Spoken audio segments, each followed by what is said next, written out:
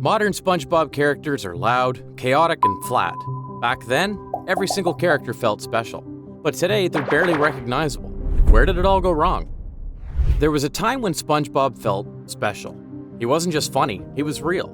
Not in the realistic sense, obviously, he's a sponge working at a fast food joint.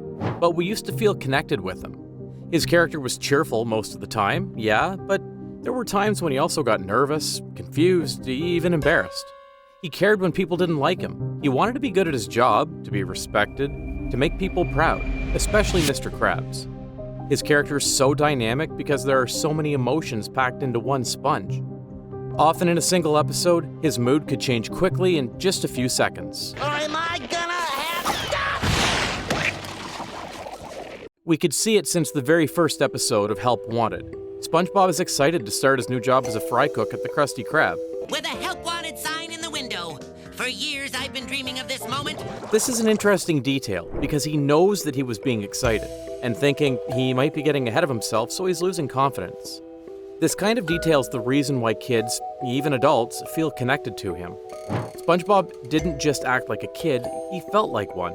He thinks like a kid, he behaves like a kid, even living his life like a kid. That's what makes his character funny in the first place. Seeing a naive kid trying to fit into an adult environment with the most ridiculous ways possible is the jokes. SpongeBob was the anchor of the show's heart. His positivity balanced the cynicism of Squidward, the stupidity of Patrick, and the greed of Mr. Krabs. We could see this also when he tried so hard to deliver that pizza, even after being stranded in the middle of nowhere. He doesn't want to fail Mr. Krabs for giving the job to him. That optimism was honest. It came from effort, not just volume. The first SpongeBob SquarePants movie is probably the last time we saw this version of SpongeBob. Right after the first movie, SpongeBob character became somewhat energetic. They pushed the joke into different directions, using slapstick jokes with lots of gross stuff and uncomfortable visuals.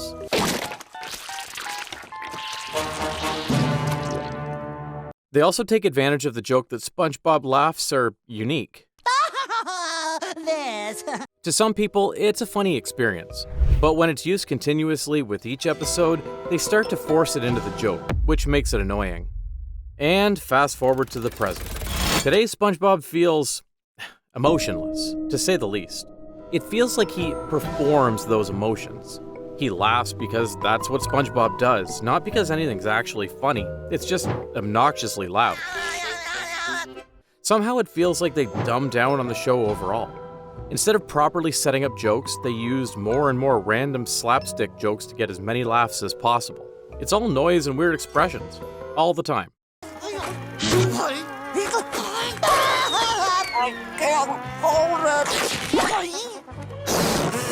Which is probably to always keep people engaged, especially the kids, because kids nowadays have short attention spans.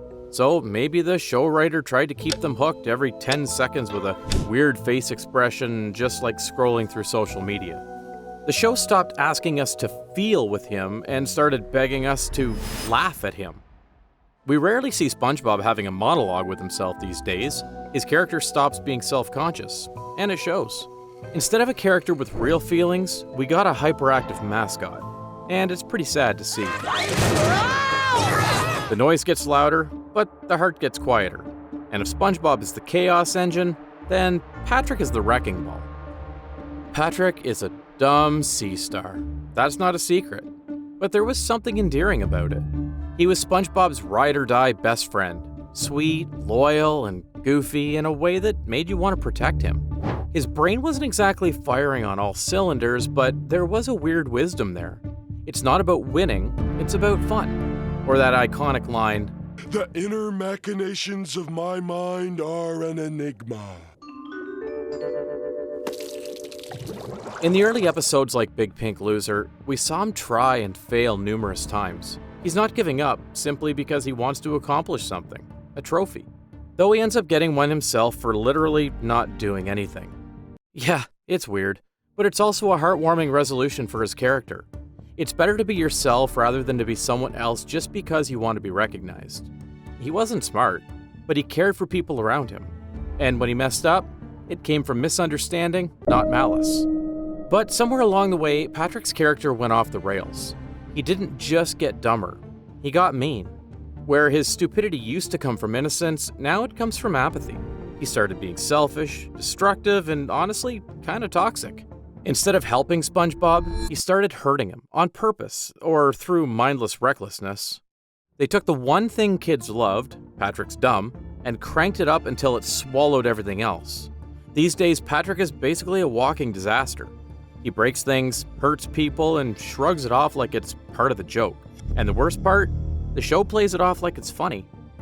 It's not. Like in Pet Sitter Pat, he nearly kills Gary through sheer neglect. That is the joke for the whole episode. Early Patrick would have felt bad. New Patrick just shrugs, drools, and continues to break something else. In the recent episode, Pet the Rock from season 14, Patrick just became somewhat psychotic. SpongeBob!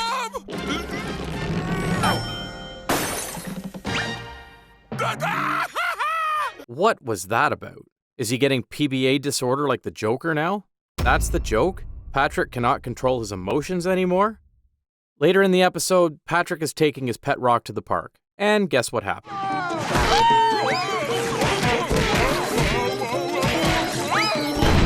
Whoa, Rolly! You want to play with everyone today!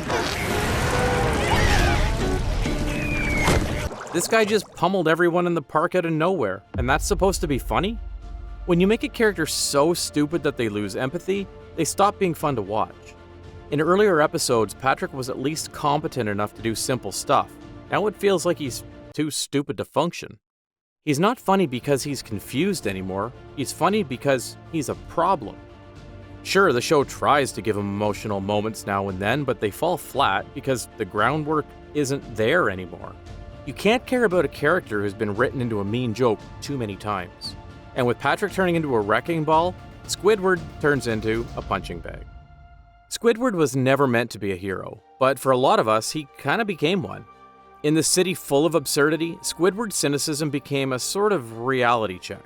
He was tired, underappreciated, stuck in a job he hated, and surrounded by people he didn't understand.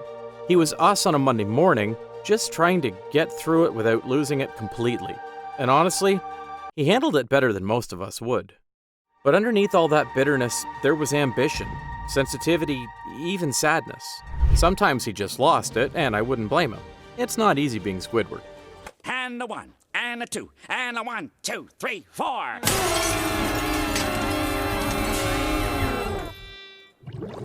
But here's the thing. Squidward's pain is not the punchline. Episodes like Squidville showed us that Squidward wasn't just a grump.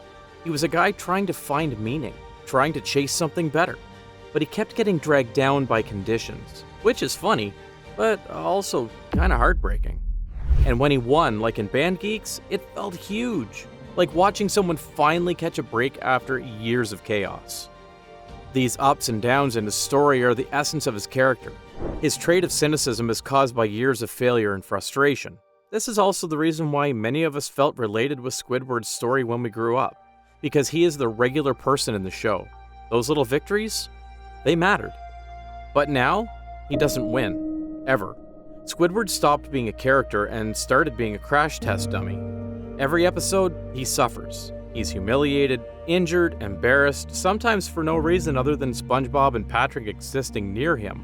My guy can't catch a break. You don't get it. He's a funny character because he's sassy and cynical even when he hits rock bottom, not because we love to see him getting tortured. Episodes like Ink Lemonade don't just push the joke, they grind it into the ground. SpongeBob and Patrick discover that every time Squidward gets jumped or scared, he's spewing out his ink, which turns out to be delicious. That's delicious! They continue to scare Squidward to death just so they could sell Squidward ink to people. What the? Aside from the joke, I kinda felt bad for him. They just milked him for the whole episode.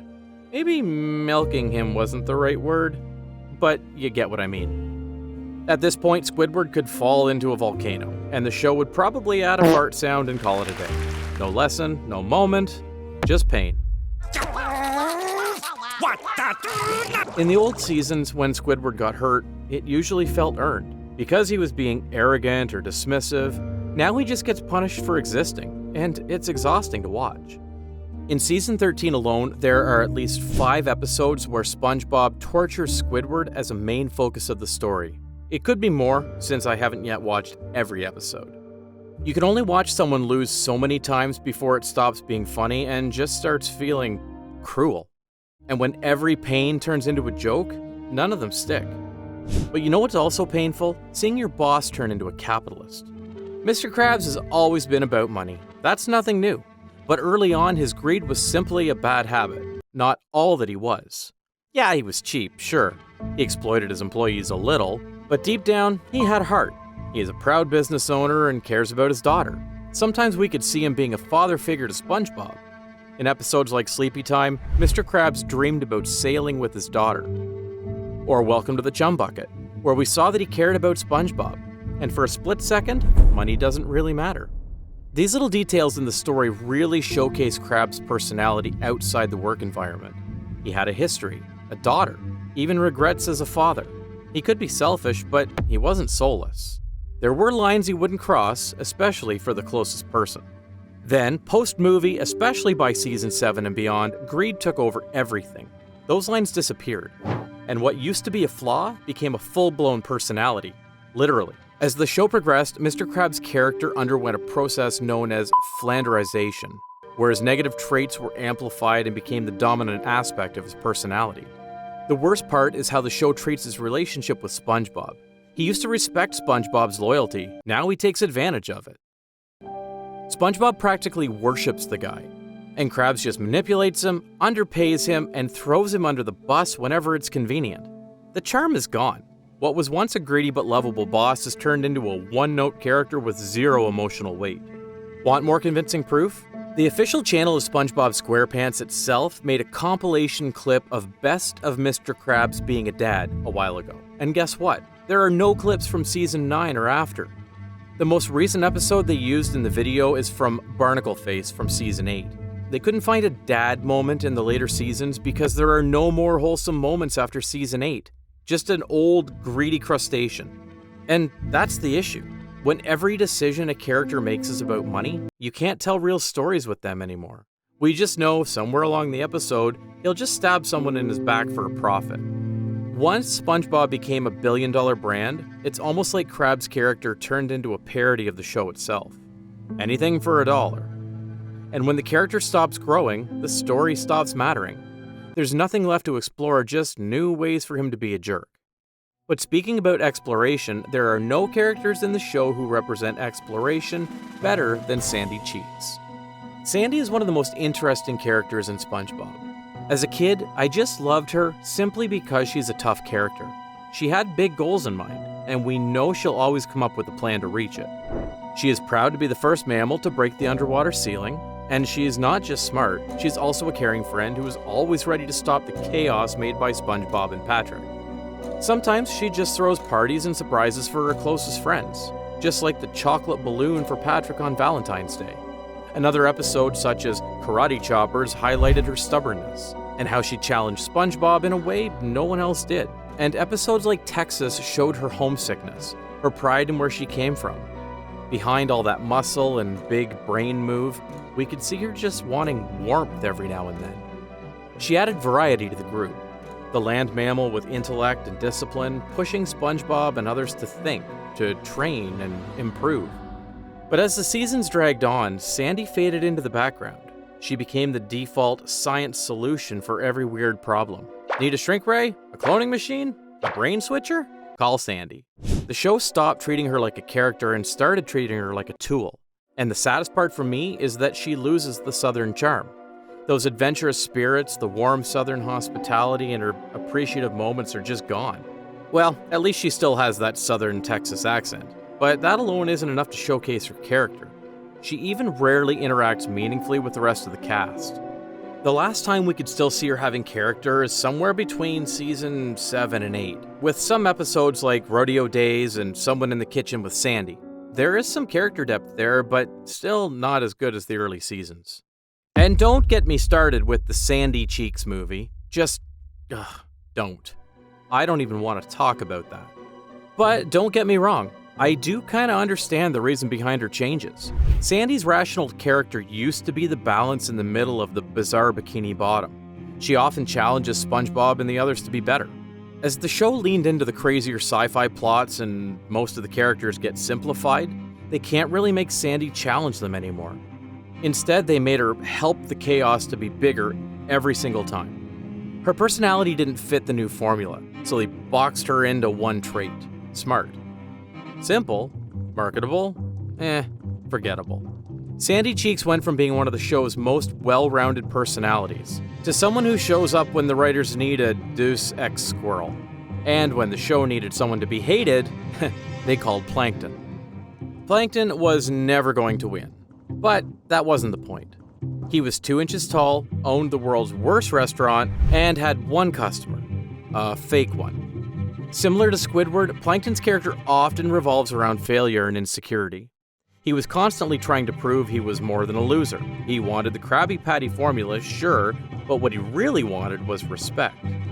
And when you add Karen, his computer wife, you get some genuinely funny and emotional moments. It was dysfunctional, sure, but you could still feel for them. Episodes like FUN showed that he wasn't all evil. He was just desperate, and sometimes just sad. In the episode, SpongeBob sees through Plankton. He tries to be his friend, and for a minute, Plankton almost puts the evil aside, before his greed took over and ruined the friendship. That kind of story gave him layers. Sure, he was the antagonist, but you kind of wanted him to get one win, just once.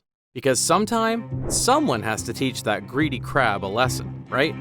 There was also an episode where Plankton gave up on trying to steal the Krabby Patty recipe. He decides to shut down the Chum Bucket and open up a gift shop called Chumporium. He also manages to fix his relationship with Krabs and go to a carnival together. Both of them said sorry, and Krabs gave him the formula as a kind gesture. A good redemption story, in my opinion. Well, he's not really changed, technically, since, spoiler alert, the whole gift shop is a ruse, as a trick to soften up Krabs, making him hand over his recipe willingly. Fortunately, Krabs did outsmart him in the end. I never give you the formula! Still, a good arc for Plankton. It gives him some depth. But fast forward into the recent season, Plankton just became a one-liner joke. And not even a funny one. His plans stopped being clever, and his personality flattened. He's not insecure anymore, he's just loud, over the top, and constantly getting humiliated. The writers turned him into a one-trick pony. Step 1, making a scheme. Step 2, fail and get humiliated. Step 3, scream. That's it.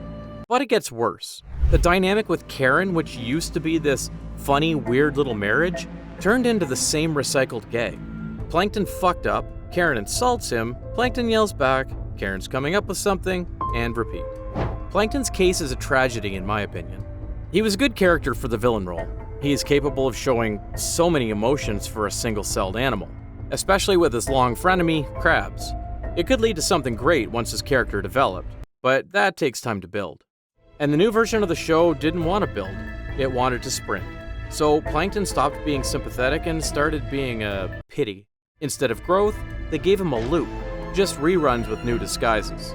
His character just stuck, like the show itself. These characters were pulled apart, torn down, and flattened piece by piece over the years. A cast of characters that once felt alive, just gone.